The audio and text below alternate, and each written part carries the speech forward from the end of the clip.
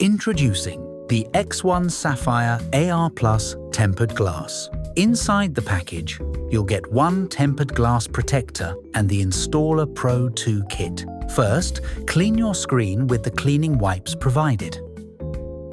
Then, dry it using the microfiber cloth.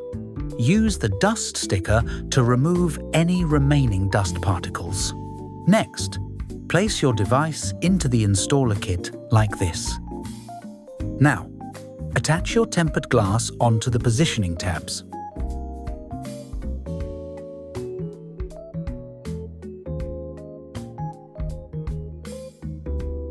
Once it's properly aligned, slowly pull off the strip here. Then, roll the roller across the screen a few times like this. This helps the protector stick evenly to your screen.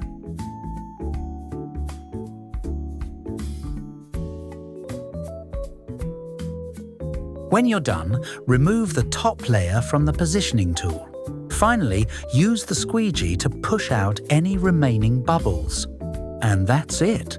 You can now enjoy a clearer, sharper view with our Sapphire AR Tempered Glass.